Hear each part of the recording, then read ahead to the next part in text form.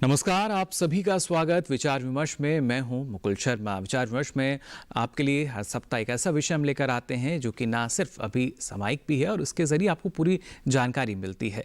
आज खासतौर से आपको हम जानकारी देने जा रहे हैं जो हमारी खरीफ की फसलें हैं वहां पर आप कैसे रोग, कीट और खरपतवार प्रबंधन अपना सकते हैं और इनके जरिए जो आपकी लागत है वो काफ़ी हद तक कम हो सकती है। लागत कम होगी तो जाहिर तौर पर जो आपकी आमदनी है उसमें भी इजाफा हो सकेगा। और ख़ासतौर से जो किसान हैं हमारे वो सभी जानते हैं जो किस तरह का प्रयोग उनको करना है, कौन कौन से अलग इस्तेमाल वो करते हैं तकनीक का। लेकिन फिर भी अगर कहीं समस्या रहती है उसका निदान आपको कैसे करना होगा, इस बारे में हम बातचीत करेंगे हमारे खास मेहमानों से। और इसके लिए अलग अलग विभागों के जो कृषि वैज्ञानिक हैं वो आज हमारे साथ जुड़ेंगे। तो चलिए अब शुरुआत करते हैं कार्यक्रम की, लेकिन उससे पहले एक नज़र डाल लेते हैं इस खास रिपोर्ट पर।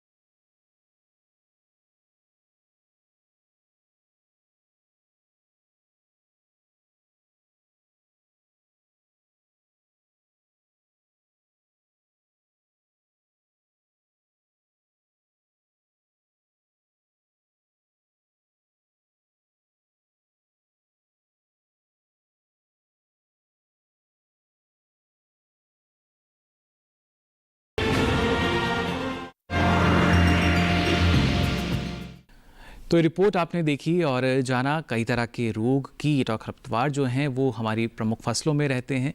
लेकिन खासतौर से अगर रोग की हम बात करें, कैसे हमारी फसल कह सकते हैं हम निरोगी रह सकती है, रोग मुक्त रहे, इसके लिए हमें किन बातों का ख्याल रखना होगा या कौन से प्रमुख रोग हैं जो हमारी खरीफ की फसलों में आते हैं, उनका निदान क्या हो सकता है, इस बारे में और ज़्यादा जानकारी के लिए आइए रुक कर लेते हैं।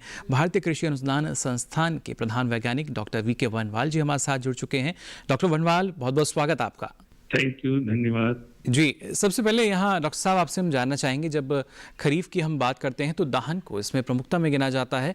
धान की फसल में लगने वाले प्रमुख रोग कौन कौन से हैं? धान में देखिए 3-4 प्रमुख बीमारियां लगती हैं और इसमें सबसे प्रमुख रोग है जिसको हम झोंका या ब्लास्ट बोलते हैं जी। और यह पत्तियों पे जो है ना, इस पे इसका जो मेजर जो सिम्टम है जी। जिसको हम कहते हैं नाव की आकार का इसका स्ट्रक्चर पत्तियों पे देखा जा सकता है या डायमंड शेप का, जिसमें बीच में राख की तरह का कलर होता है। और ये जब उसके ऊपर गांठों में और तने में और फिर इन्फ्लोरेसेंस या पुष्प क्रम पे पहुंच जाता है तो इसका बहुत ज्यादा नुकसान होता है। जी। अमूमन कितना नुकसान हम इसका देखते हैं अगर साल दर साल बात की जाए, जो उपज है हमारी वो किस तरीके से प्रभावित होती है इससे? यह इस पे निर्भर करता है कि बीमारी का स्तर क्या है। जी। तो अगर बीमारी शुरू में आ जाती है और अगर किसान उसको रोकने में सफल ना हो पाए, अगर उस पे मैनेजमेंट में एक्शन ना ले, तो इसकी वजह से बीमारी का जो नुकसान है वो 10 से 20% या और भी ज्यादा हो सकता है। जी बिल्कुल डॉक्टर साहब, लेकिन क्योंकि अलग अलग तकनीक से हमारे जो किसान हैं वो धान की खेती करते हैं, ना सिर्फ रोपाई करके बल्कि सीधी बिजाई भी की जाती है, तो क्या कुछ ऐसा भी है कि तकनीक की वजह से भी जो रोग की संभावना है वो कम या ज़्यादा रहती है? जरूर। धान चूंकि ऐसी फसल है जिससे पानी का हमेशा उपयोग जारी रहता है, जी। ठीक है। इसकी इसकी वजह से इसमें आर्द्रता बहुत ज्यादा रहती है और उसकी वजह से बीमारियों का बढ़ना स्वाभाविक हो जाता है। और साथ ही साथ जो नाइट्रोजन अप्लाई करते हैं हम्म। उसकी वजह से भी बीमारियां काफी बढ़ जाती हैं। जी। तो झोंका के अलावा जो है इसमें आजकल देखा गया है बासमती राइस में बकाने डिजीज आ जाती है, जी जो कि बिल्कुल। बेसिकली बीजों से के द्वारा संक्रमित होती है। हम्म। और इसमें किसान को सबसे पहले ये करना जरूरी है कि बीज का उपचार करें। एक कार्बेंडेजिम फंजीसाइड होता है, जी। उसके साथ 24 घंटे उसको उसके साथ शोधन करें, उसके बाद उसको वॉश करके फिर लगाएं। तो हम्म। ये इस तरह से हम बीमारियों पे कंट्रोल कर सकते हैं। जी। और इसके अलावा जो दूसरी एक और बीमारी होती है जिसको हम सीथ ब्लाइट बोलते हैं, जो पानी की सतह पे उसका धब्बा बनना शुरू हो जाता है। जी। और यह इसके इसके लिए मतलब एक तरह की फंजीसाइड हम वैलिडामाइसिन का उपयोग कर सकते हैं। हम्म। जी बिल्कुल, लेकिन जैसा आपने कहा कि लगातार अगर हम बात करते हैं बकानी रोग की भी, अगर खास तौर से बात की जाए, किस तरीके से जो लक्षण हैं इसके वो एक किसान पहचान सकता है? बकाने में जो सर्वप्रथम लक्षण है कि जो पौधे की लंबाई जो है नॉर्मल पौधे से बहुत ज्यादा लंबी हो जाती है। जी। और पौधे का पत्तियों का रंग जो है वो थोड़ा थोड़ा पीलापन लिए होता है।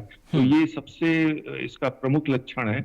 इसके अलावा किसी किसी अवस्था में इसमें रूट जो है वो भी गलने लगता है। जी। तो दो तरह के सिम्टम होते हैं, लेकिन ज्यादातर जो सिम्टम दिखते हैं वो पत्तियां पौधा बहुत लंबा हो जाता है और पीले रंग का होता है, उससे हम इसकी पहचान कर पाते हैं। जी बिल्कुल, डॉक्टर वर्णवाल, जैसा आपने कहा कि बीज से हम मान सकते हैं जो बीमारी है इसका आगमन हो सकता है। क्या शुरुआती अवस्था से ही किसानों को इस बात पर गौर करना होगा? क्या शुरुआत में ही इस तरह के लक्षण जो हैं वो किसान के सामने आने लगते हैं? शुरुआत में तो नहीं आते हैं एकदम से, लेकिन हमें इसीलिए पहले से ही बीज उपचार करके करें तो इसमें बीमारी की जो ग्रसित पौधों की संख्या है वो जी। काफी कम आ जाती है। एक बार बीमारी आ जाए उसके बाद तो मैनेज करना बहुत मुश्किल होता है। जी बिल्कुल। और जैसा आपने कहा झोंका की अगर हम बात करें या दूसरे कुछ रोग हैं जो कि कहीं ना कहीं नाइट्रोजन की जब पूर्ति की जाती है उसमें मात्रा काफ़ी अधिक हमारे किसान डाल देते हैं। उनको लगता है शायद अगर जितना ज़्यादा उर्वरक डाल रहे हैं उतनी अच्छी उपज होगी। किस तरह का नुकसान या जो रोग हैं उनकी संभावना बनी रहती है? यह देखा गया है कि अगर हम नाइट्रोजन खासकर नाइट्रोजन की मात्रा बढ़ा देते हैं इससे बीमारी नहीं कीटों की भी संख्या बढ़ जाती है। तो एक संतुलित ढंग से नाइट्रोजन और जो रासायनिक खाद है उनका उपयोग करना बहुत ही जरूरी है। और इसकी वजह से क्या होता है, पौधे का जो पत्तियां होती हैं वो सकुलेंट हो जाती हैं, मतलब वो डिजीज के लिए ज्यादा ससेप्टेबल, जिसको मतलब उसमें डिजीज रोग आने की प्रवृत्ति बढ़ जाती है, क्योंकि लीफ जो है पत्ती जो है सॉफ्ट हो जाता है, मतलब जिससे कि पैथोजन के अटैक करने से में आसानी हो जाती है। ये एक ज्यादा नाइट्रोजन या रासायनिक खाद का ये उल्टा असर में दिखता है। यानी रोगों के लिए काफी अनुकूल परिस्थिति जो है वो बन जाती है। लेकिन क्या इसके लिए संतुलित उर्वरक प्रबंधन जो है वो एक बेहतर उपचार हम मान सकते हैं?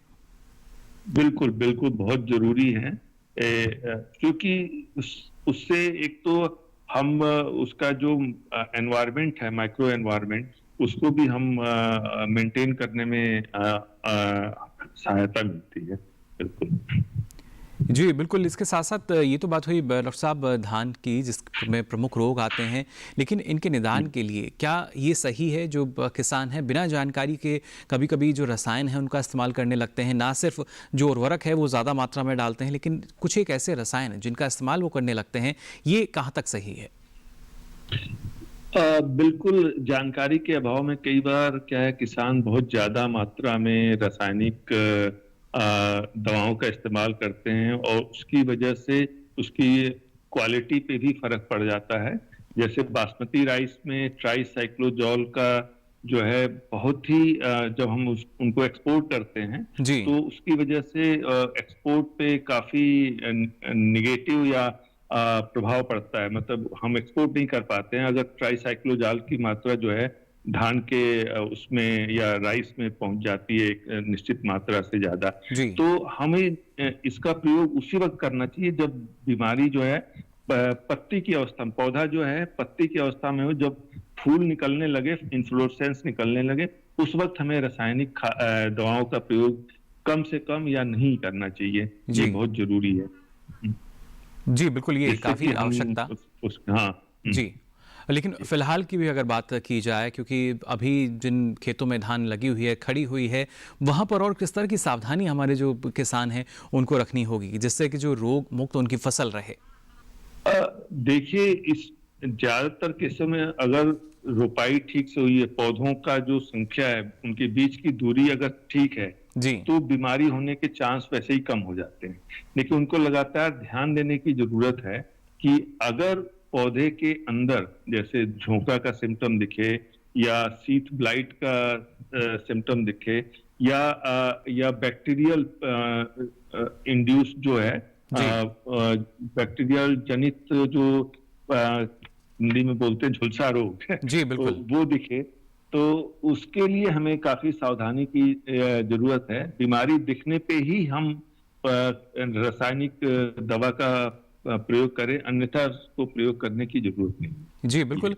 लेकिन डॉक्टर मुंडवाल, अगर हमें लगता है कि जो फसल है उसमें रोग आ चुका है और मात्रा भी उसकी अधिक नज़र आती है, झुलसा की अगर हम बात करें या बकानी की अगर हम बात करें, अगर उससे हमारी फसल प्रभावित है, ऐसी स्थिति में किसान को क्या करना चाहिए? नहीं, देखिए, सबसे पहले तो रोग को पहचानने की जरूरत है। अगर रोग का सही निदान हम कर पाए जी। तो उसके हिसाब से हम रासायनिक दवा का प्रयोग करें तो उसपे काफी हद तक सफलता मिलती है। लेकिन कई बार क्या होता है कि हम रोग का सही निदान नहीं करते हैं जी। और अपने मन से या किसी नॉन टेक्निकल पर्सन के सहयोग से हम किसी भी दवा का उपयोग कर लेते हैं, तो ऐसे में बीमारी को रोक पाना काफी मुश्किल होता है। तो जी। जब भी बीमारी आए, साथ के कृषि विज्ञान केंद्र से हम सहयोग लें और उनके द्वारा उनके द्वारा रिकमेंडेड फंजीसाइड का ही प्रयोग करें तो हम बीमारी पे काफी हद तक कंट्रोल कर सकते हैं।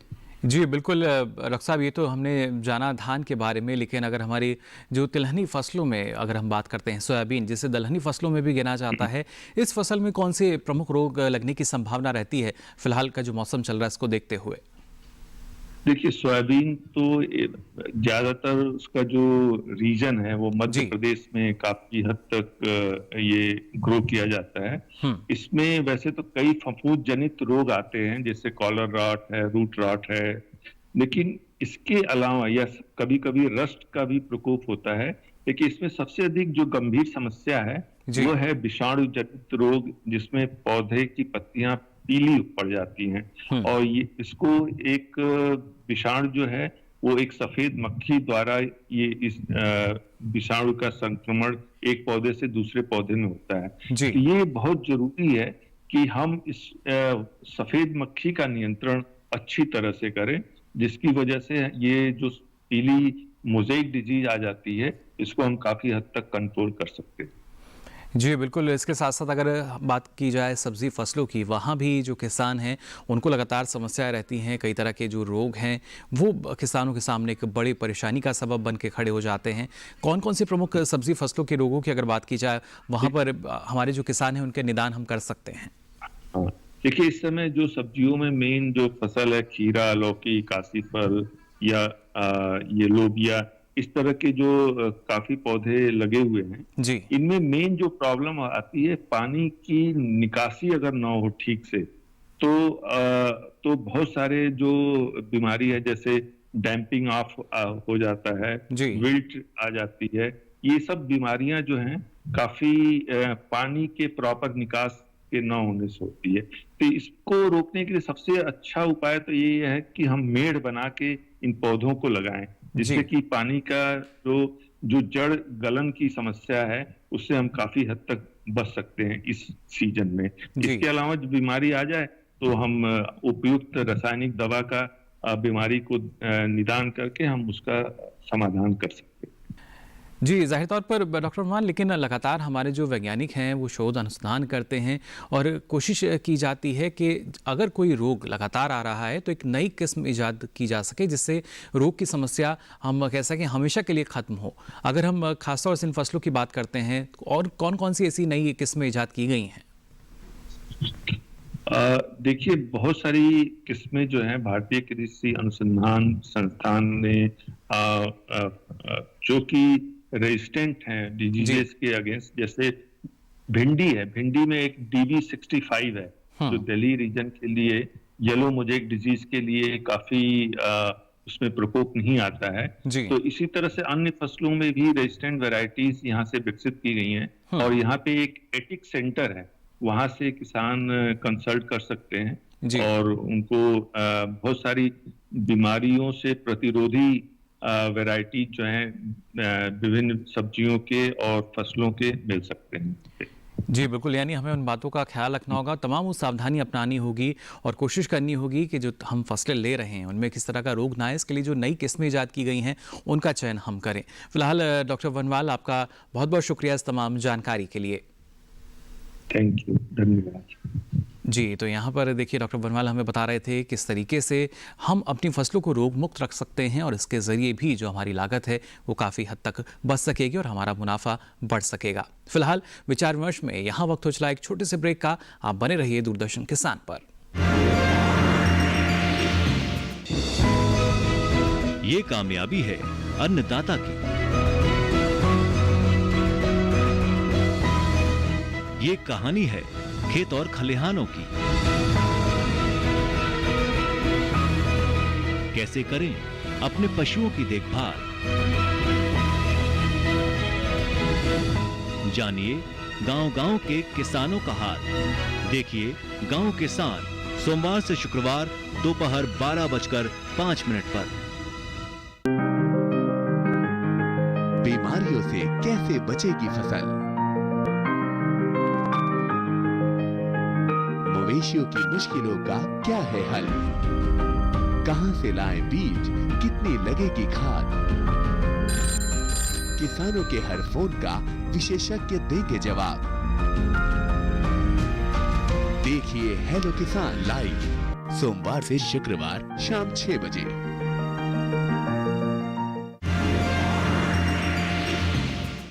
तो ब्रेक के बाद आप सभी का एक बार फिर स्वागत विचार विमर्श में। अब आइए जानकारी का सिलसिला आगे बढ़ाएं, लेकिन उससे पहले नजर डाल लेते हैं एक और खास रिपोर्ट पर।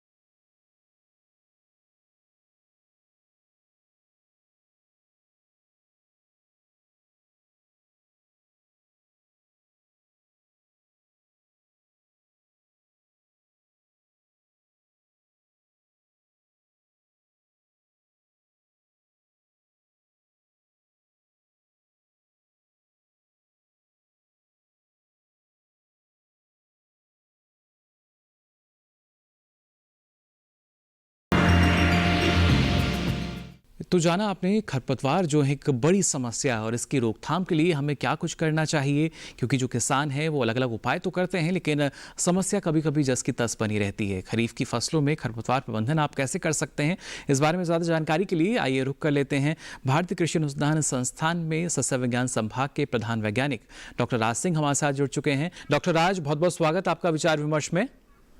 धन्यवाद। डॉक्टर राज, जानना चाहेंगे आपसे, हमारी खरीफ की फसलों की जब हम बात करते हैं, धान जो कि प्रमुख फसलों में गिनी जाती है, खरपतवार की यहाँ काफ़ी समस्या आती है, जिसकी वजह से जो उत्पादकता है हमारी वो भी प्रभावित होती है। किस तरीके से नई तकनीक का क्या इस्तेमाल कर कर इसको हम कम कर सकते हैं, जो खरपतवार की समस्या है? जी, देखिए, ये आपने सही कहा है कि धान हमारे देश की प्रमुख अन्न वाली फसल है जी। लेकिन ये हमारे यहाँ जो धान की औसत उपज है, अगर दूसरे देशों के मुकाबले देखें तो वो काफी कम है। यह औसत उपज 3 टन प्रति हेक्टेयर से भी कम है, जबकि अगर जापान और हम चाइना की औसत उपज देखते हैं तो वो 7 टन प्रति हेक्टेयर के लगभग है। इसके उपज कम होने के कई कारण हैं, जिनमें से खरपतवार जो प्रतिस्पर्धा करते हैं फसल के पौधों के साथ, वो एक प्रमुख कारण है। जैसा कि धान की फसल जो उगाई जाती है, इसको पानी की अधिक आवश्यकता होती है और अधिक नमी होने के कारण इसके पौधों के साथ खरपतवार अनेक प्रकार के, जिनमें नुकीली पत्ती वाले भी होते हैं, चौड़ी पत्ती वाले भी होते हैं और सेजी, जिसे मोथा कहते हैं हम, ये तीनों प्रकार के खरपतवार फसल के पौधों के साथ उगते हैं। और ये खरपतवार जो हम धान की दोनों प्रकार की खेती करते हैं, एक तो सीधे बिजाई द्वारा और एक पौधरोपण द्वारा, इनमें दोनों में विभिन्न प्रकार के जो पोषक तत्व हैं, नमी है, स्थान है, लाइट है, इन सभी के लिए प्रतिस्पर्धा कर फसल उपज को लगभग 30 से 70% तक कम कर देते हैं। जी बिल्कुल। तो इसमें इस धान की फसल से अच्छी पैदावार लेने के लिए खरपतवारों का उचित समय पर नियंत्रण बहुत ही आवश्यक है।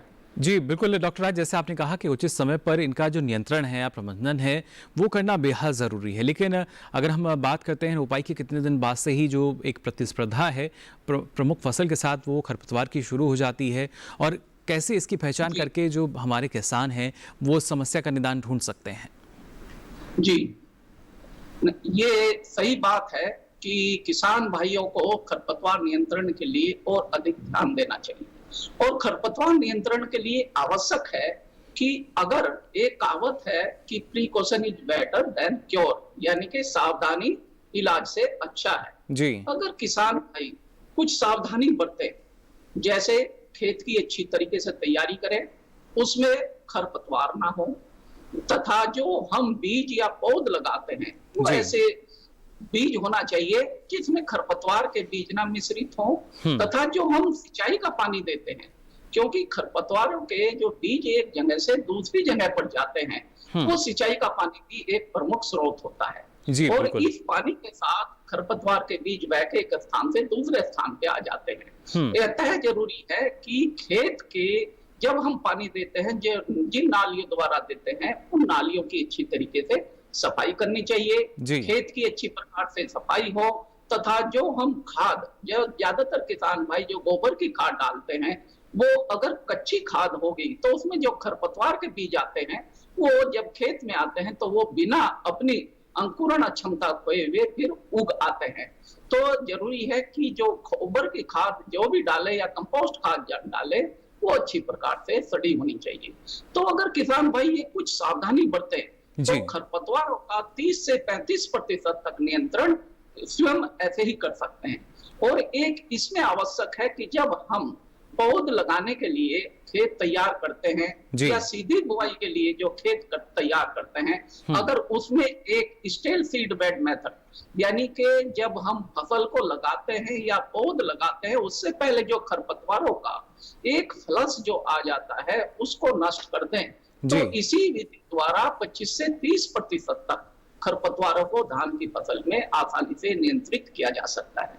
लेकिन इसके बाद भी खरपतवार जो खेत में वो हवा द्वारा आ जाते हैं, पानी द्वारा आ जाते हैं, और दूसरे अन्य अनेक साधनों जिसमें मशीन भी होती है, पशु भी होती है, उनके द्वारा आके फिर खेत में उगाते हैं। जब खेत यदि फसल लगाने के बाद खरपतवार उग जाए तो अगर किसान भाइयों के पास मनुष्यों द्वारा या मजदूरों द्वारा खेत से खरपतवार निकालने की सुविधा है, इतने लेबर हैं या इतने मजदूर हैं, तो वो उनको समय से निकलवाते हैं। अगर प्रथम उड़ाई फसल की रोपाई या बिजाई के 25-30 दिन बाद कर देनी चाहिए और दूसरी गुड़ाई 50 से 55 दिन बाद, यदि इतने संख्या में मजदूर हैं तो उपलब्ध हैं जी। लेकिन आजकल समस्या है कि इतना वर्कर मिलने बड़ा मुश्किल होता है, तो इसके लिए कई प्रकार के खरपतवार नाशी आते हैं।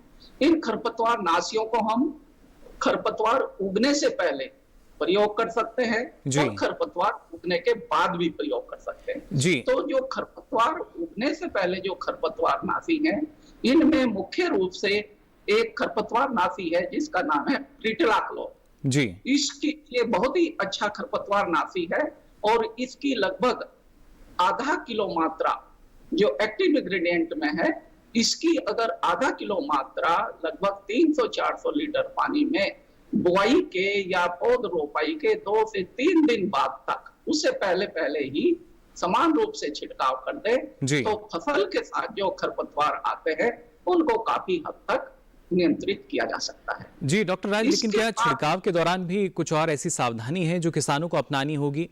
जी, इस खरपतवार नाशी सबसे पहले तो ये आवश्यक है कि जो अनुशंसित खरपतवार नाशी है किसान भाई उसी का प्रयोग करें जी। इसके अतिरिक्त खरपतवार नाशी का उचित समय पर प्रयोग करना बहुत आवश्यक है तथा खरपतवार नाशी का जब भी हम प्रयोग करें उसमें ये ध्यान रखें कि अगर वर्षा होने वाली है या तेज हवा चल रही है तो उस समय खरपतवार नाशी का ना छिड़काव करें।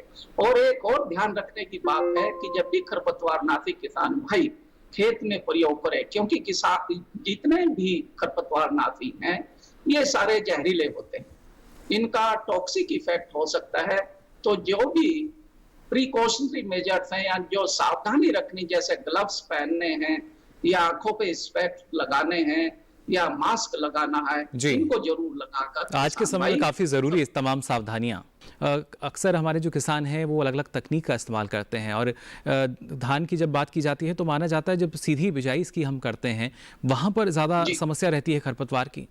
खरपतवार की जो समस्या होती है वो सीधी बिजाई की जो फसल होती है उसमें पौध लगाने की अपेक्षा अधिक होती है जी। जो डायरेक्ट सीडिंग होता है, क्योंकि जो पौध लगाते हैं उसमें हम पडलिंग के द्वारा खेत को अच्छी प्रकार से तैयार करते हैं, उसमें खरपतवार काफी समाप्त हो जाते हैं। जबकि सीधी बुआई में ज्यादातर किसान भाई इतनी खेत की तैयारी नहीं करते, पडलिंग नहीं करते और उसमें सीधी बिजाई कर देते हैं, उसमें पानी का भी उतना स्तर नहीं होता, तो खरपतवारों का जो अधिक समस्या होती है वो सीधी बिजाई वाली फसल में अधिक होती है। और सीधी बिजाई जो डायरेक्ट सीडिंग जो धान की फसल है उसमें खरपतवार नियंत्रण की अधिक देखभाल करने की आवश्यकता है। जी बिल्कुल, ये तो बात हुई धान की, लेकिन दूसरी फसलों की अगर हम बात करें, जो हमारी तिलहनी फसलों की अगर बात की जाती है, वहाँ पर कौन से प्रमुख खरपतवार हैं जिनका हम कह सकते हैं परेशानी वो किसान के लिए खड़ी कर देते हैं? जी, खरीफ ऋतु में कई प्रकार की दलहन फसलें जिनमें प्रमुख रूप से अरहर, मूंग, उड़द ये इत्यादि प्रमुख फसलें हैं जो खरीफ ऋतु में बहुत ही क्षेत्र में ये वर्षा आधारित खेती में भी दलहनी सिंचित क्षेत्रों में दोनों क्षेत्रों में उगाई जाती है। और दलहन फसलों में भी कई प्रकार के खरपतवार फसल के साथ उगते हैं और वो फसल के साथ प्रतिस्पर्धा करके दलहन फसल के उपज को 25 से 50% तक कम कर देते हैं। अभी किसान भाइयों ने सभी ने लगभग दलहन फसल की बुआई किए हुए 1 महीना हो गया होगा या बुआई कर दी होगी। अगर किसान भाई ने अभी हाल ही में बुआई की है और फसल नहीं उगी है तो उसमें कई प्रकार के खरपतवार नाशी हैं, उनका किसान भाई ने खरपतवार उगने से पहले, जैसे पेंडिमिथिलिन खरपतवार नाशी है जी, इसकी जो बाजार में जो उपलब्ध मात्रा है वो है 3.3 लीटर प्रति हेक्टेयर और जो एक्टिव इंग्रेडिएंट है वो 1 लीटर प्रति हेक्टेयर की दर से लगभग 300-400 लीटर पानी में घोल बनाकर छिड़काव करते हैं। इसके अतिरिक्त एक दूसरा खरपतवार नाशी है मेटलाक्लोर, उसका भी छिड़काव कर सकते हैं। और यदि किसान भाइयों के पास गुड़ाई करने की सुविधा नहीं है तो जब फसल 25-30 दिन की हो जाए, अगर सबसे अच्छा है कि अगर उस समय एक गुड़ाई कर दी जाए तो वो ज्यादा अच्छा रहेगा, उससे खरपतवार भी खत्म हो जाएंगे और फसल की निराई गुड़ाई करने से जमीन में वायु का जो प्रवाह है वो एरिएशन वो भी अच्छा होगा और पपड़ी भी टूट जाएगी। लेकिन जी। अगर ये सुविधा किसान भाई नहीं कर सकते तो फसल के 25-30 दिन बाद जब बुआई के हो जाए तो एक खरपतवार नाशी है इमेजी थाइपर की जो बाजार में उपलब्ध मात्रा है उसकी लगभग 700 ग्राम प्रति हेक्टेयर 300 से 400 लीटर पानी में घोल बना के छिड़क दे तो ये दलहनी फसलों के लिए सुरक्षित है। किसान भाई ध्यान रहे कि दूसरे खरपतवार नाशी ना छिड़के जब तक उनका ज्ञान ना हो, क्योंकि दलहनी फसल बहुत सेंसिटिव होती है। इनमें अगर कुछ ऐसे खरपतवार नाशी छिड़क दिए जो अनाज वाली फसलों में छिड़कते हैं तो वो इन फसल को नुकसान भी पहुंचा सकते हैं। इसलिए जो दलहनी फसलों के लिए जो अनुशंसित खरपतवार नाशी है उनका ही किसान भाई प्रयोग करें। जी, यानी उपज जो है वो प्रभावित नहीं होगी, जो जिनकी संस्तुति की जाती है उन्हीं का जो खरपतवार नाशी हैं हमारे किसान भाई चयन करें। लेकिन इसके साथ साथ डॉक्टर राज, अगर देखा जाए अगर हमारे किसान समय रहते खरपतवार प्रबंधन करते हैं तो कितना लाभ उनको मिल सकता है? ना सिर्फ उपज ज़्यादा मिलेगी, गुणवत्ता अच्छी मिलेगी, बल्कि उसके ज़रिए मुनाफा वो अपना बढ़ा सकते हैं। जी, ये बहुत ही अच्छा आपका सवाल है, क्योंकि जो हमारा एक क्रिटिकल संवेदनशील जो अवधि होती है वो सभी फसलों में लगभग 25 से 30 दिन की होती है, क्योंकि ये ऐसा समय होता है जिस समय सभी फसलों की वानस्पतिक वृद्धि अच्छी होनी चाहिए और वृद्धि के लिए ये अनुचित समय होता है।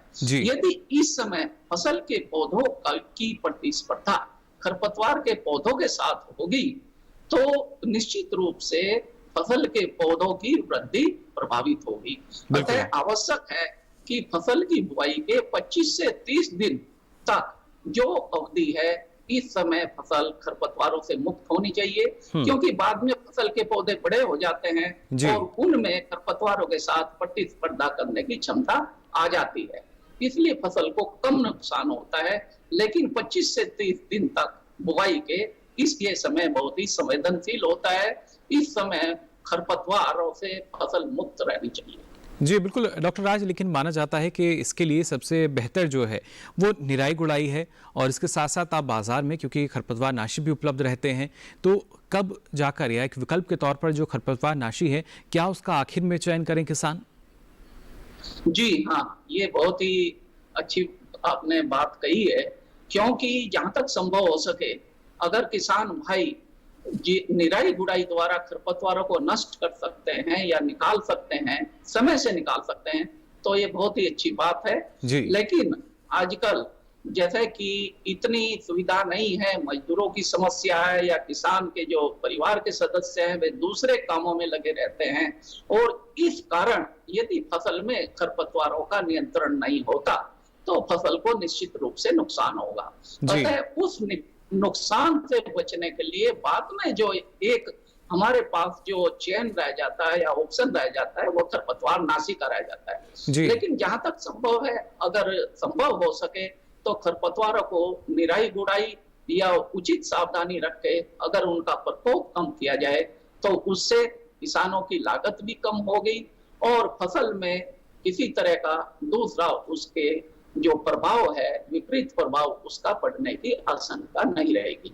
जी बिल्कुल, और इसके साथ ही डॉक्टर राज अगर हम बात करते हैं फसल चक्र की, तो क्या फसल चक्र भी एक बेहतर विकल्प या एक कारगर विकल्प हम मान सकते हैं जिससे जो खरपतवार की समस्या है वो कम हो सके, क्योंकि लगातार खरपतवार आते रहते हैं एक ही अगर फसल हमारे किसान लेते हैं तो? जी हाँ, खरपतवार नियंत्रण करने के लिए फसल चक्र बहुत ही आवश्यक है, क्योंकि कुछ खरपतवार ऐसे होते हैं जो फसल विशेष के साथ ही उगते हैं, और खास तौर से जो हमारे परजीवी खरपतवार होते हैं जो वे फसल के साथ ही उगते हैं, जैसे बिल्ली घास है या बाजरे में स्ट्रीगा स्पीसीज ये उगते हैं, ये फसल विशेष के साथ ही उगते हैं और इनका नियंत्रण फसल चक्र ही बहुत कारगर साबित होता है। तो खरपतवारों को नियंत्रण करने के लिए और भूमि की उर्वरा शक्ति बनाए रखने के लिए तथा फसलों से अधिक उपज एवं लाभ लेने के लिए फसल चक्र किसान भाइयों को जरूर अपनाना चाहिए। लगातार एक ही प्रकार की फसलें नहीं खेत में बोनी चाहिए, यदि आपने एक सीजन में अनाज वाली फसल बोई है तो किसान भाइयों को चाहिए कि दूसरे सीजन में दलहन फसलें बोएं, जिससे भूमि की उर्वरता भी बनी रहे और उसमें खरपतवारों का अधिक प्रकोप भी ना हो, तथा किसान भाइयों को अपनी फसल का उचित मूल्य भी प्राप्त हो। जी बिल्कुल, इसके साथ साथ जैसे हमने बात की ना सिर्फ खाद्यान्न में धान की, दलहनी फसलों की, तिलहन में अगर खासतौर से सोयाबीन की अगर हम बात करते हैं डॉक्टर राज, वहाँ भी कुछ ऐसे खरपतवार हैं जिनकी हम मान सकते हैं कि नजर आने लगते हैं फसल में और वो उपज को प्रभावित करते हैं।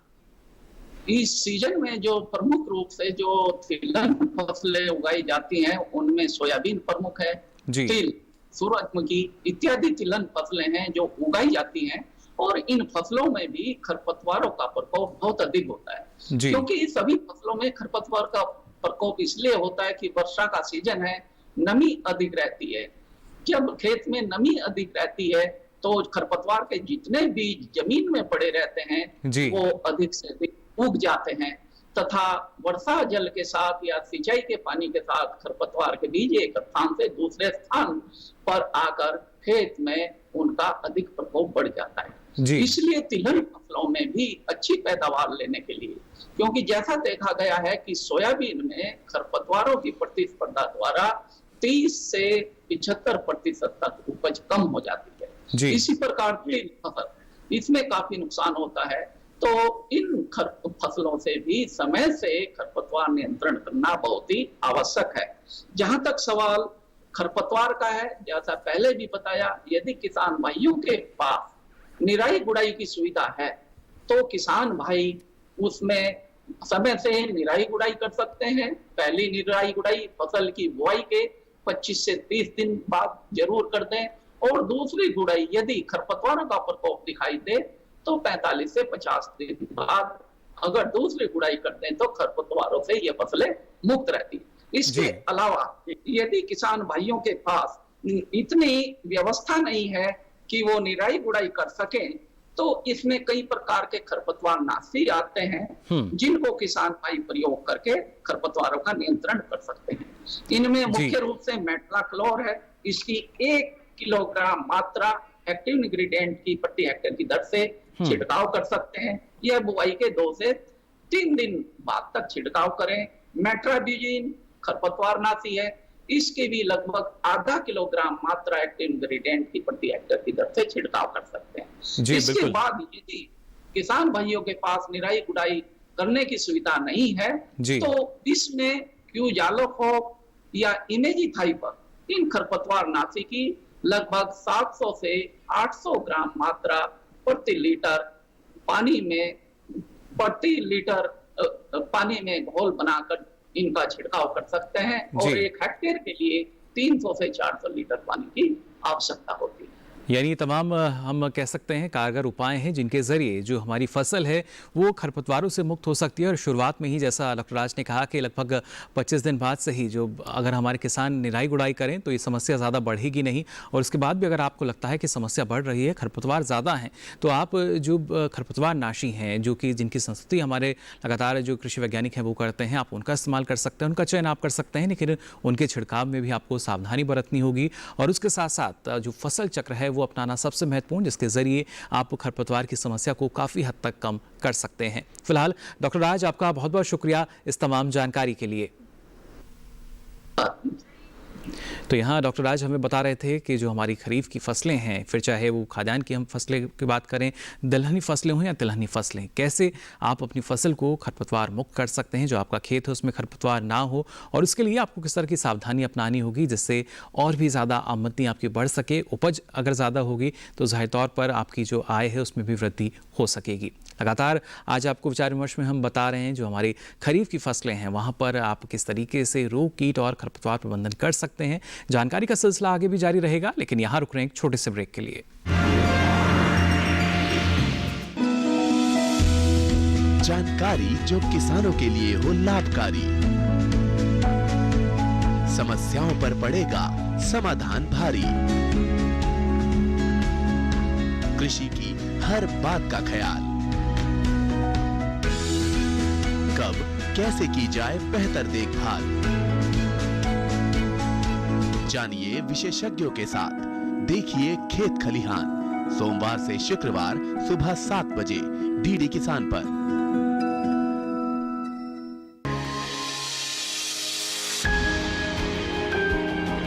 सहेजें कण कण को, सुंदर दे रूप रंग आकार, स्वस्थ जीवन रहे जमीन पर, इंद्रधनुष हो साकार। देखिए प्रकृति की ओर, गुरुवार सुबह 9:30 पर।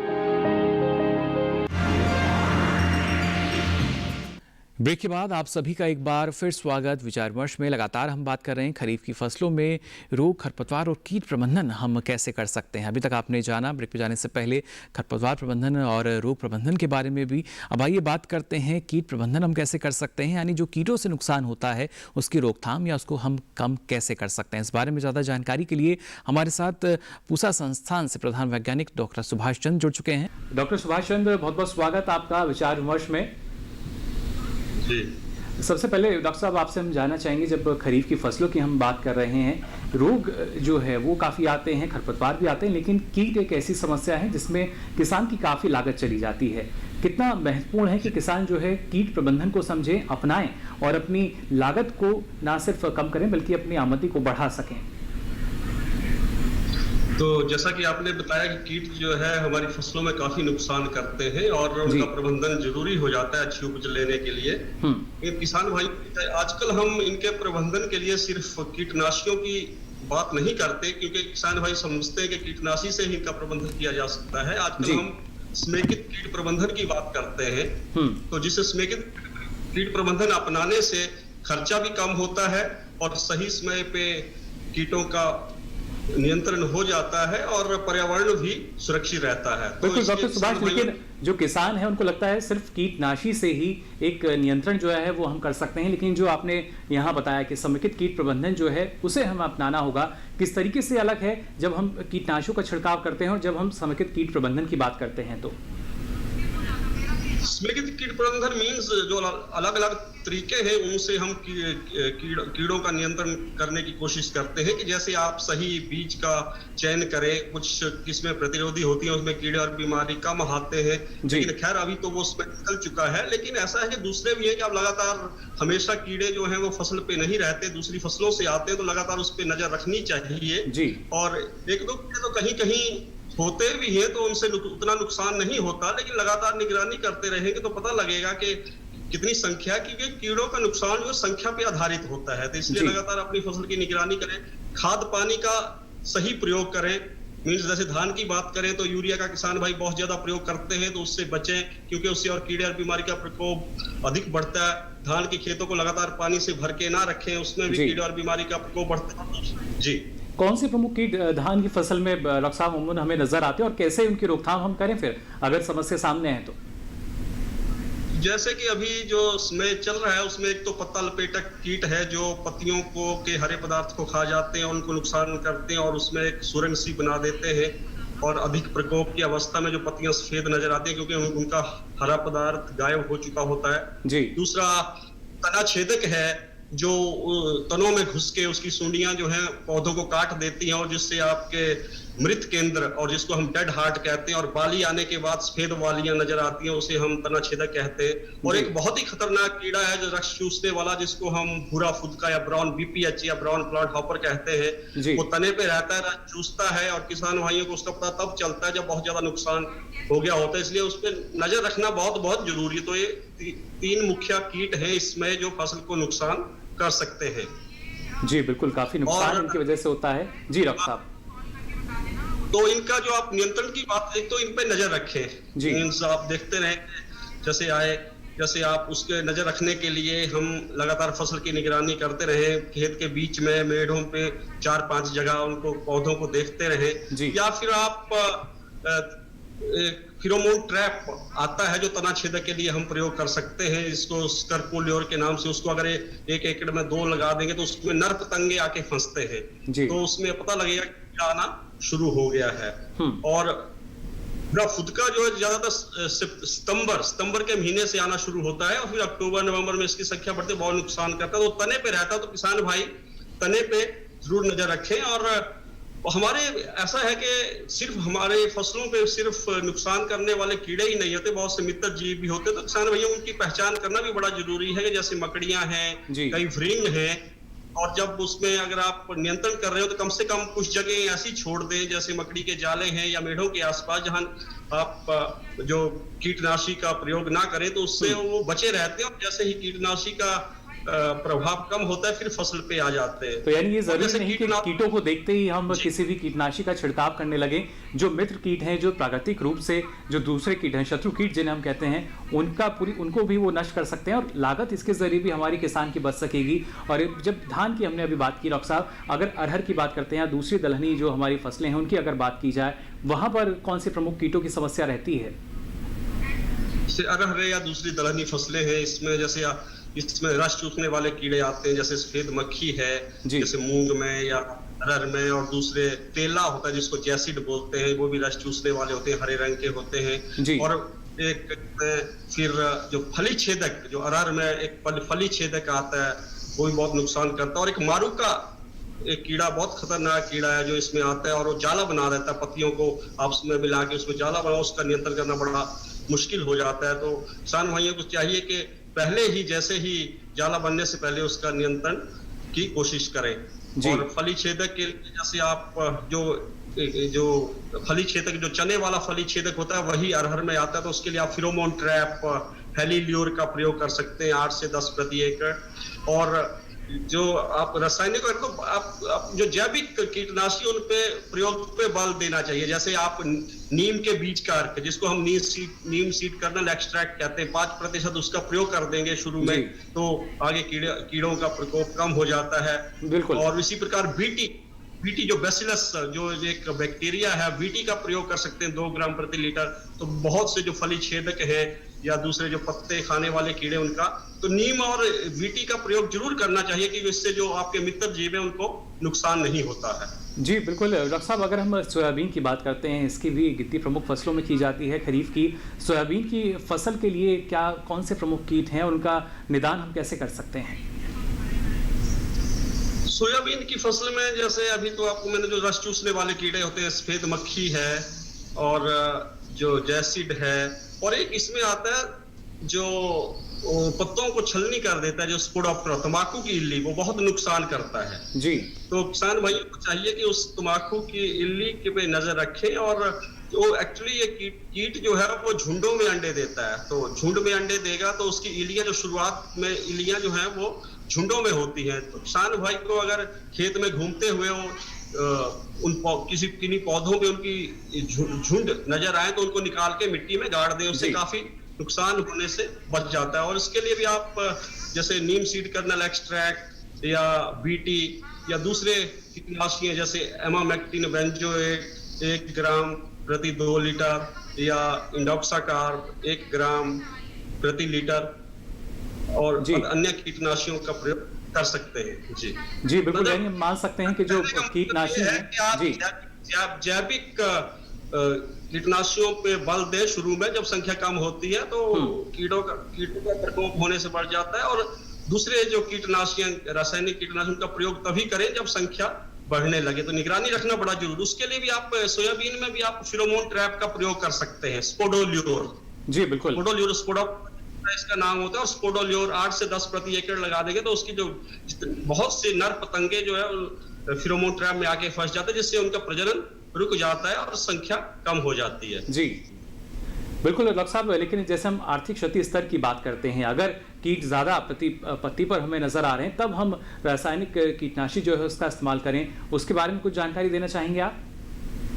जी, जैसे धान की बात करें तो हम जैसे आपका पत्ती लपेटक है, लीफ फोल्डर या तना छेद स्टेम बोरेस के लिए आप कार्टेप हाइड्रोक्लोराइड एक कीटनाशी आता है, ये दानेदार भी इसकी फॉर्मुलेशन आती है और दूसरा पाउडर में भी होता है। तो जैसे अभी शुरुआत में, जैसे अभी आपकी जो फुटाव की अवस्था में फसल, तो आप उसका 10 किलो प्रति एकड़ के हिसाब से उसका भुरकाव कर दें, तो दोनों का उसमें नियंत्रण हो जाता है, आपका पत्ता लपेटक का भी और तना छेदक का भी। तो उसकी जो आप आर्थिक स्तर जो है नुकसान का, उसको हम बताएं तो जैसे 2 पत्ती प्रति पौधा, जैसे पत्ती लपेटक की बात करें तो एक पत्ती तो कहीं कहीं नुकसान होता है, उसमें किसान भाइयों को घबराना नहीं चाहिए। तो औसतन हम कहते हैं 2 पत्ती प्रति पौधा, तो 2 पत्ती प्रति पौधा तो वो तो उस तरह से इसकी जरूरत पड़ती है।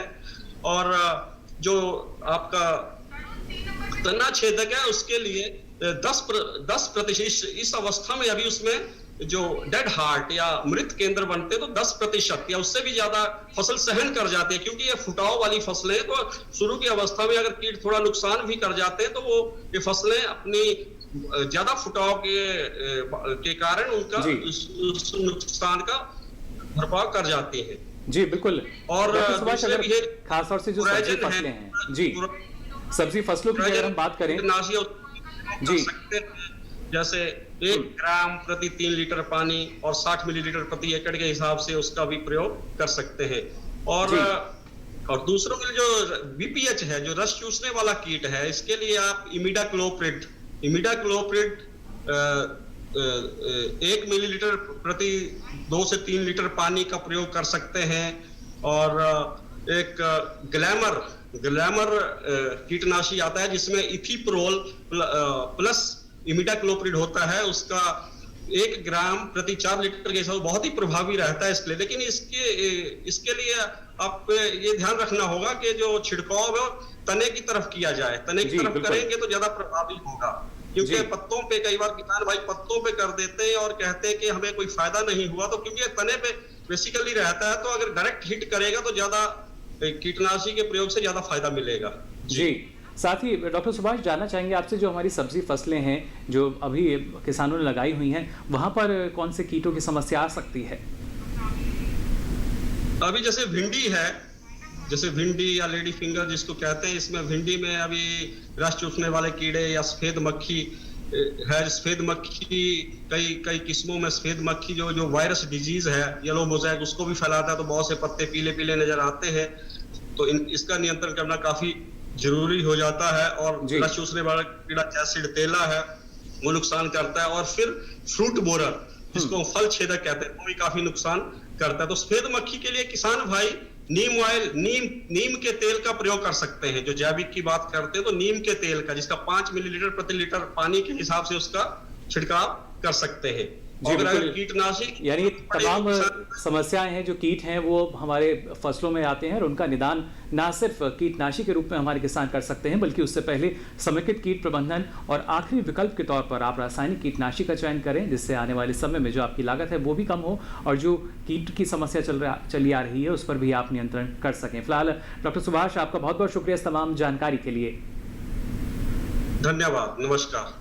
जी बिल्कुल। फिलहाल डॉक्टर सुभाष चंद्र, बहुत बहुत शुक्रिया आपका इतनी महत्वपूर्ण जानकारी के लिए। तो हमारे तमाम विशेषज्ञ जो जानकारी हमें दे रहे थे कि कैसे जो हमारी खरीफ की फसलें हैं उनमें रोग की अगर बात की जाए, खरपतवार की हम बात करें, कीटों की हम बात करें, जिससे हमारी फसल पूरी तरीके से सुरक्षित रहे, उपज हमें अच्छी मिल सके और उसके ज़रिए अच्छी आमदनी आपको मिल सके, ये सारी जानकारी हमने आपको दी। लेकिन फिलहाल विचार विमर्श में वक्त तो चला आप सभी से विदा लेने का। फिर हाजिर होंगे, किसी नए विषय पर करेंगे आपके साथ चर्चा, लेकिन फिलहाल के लिए दीजिए इजाज़त। नमस्कार।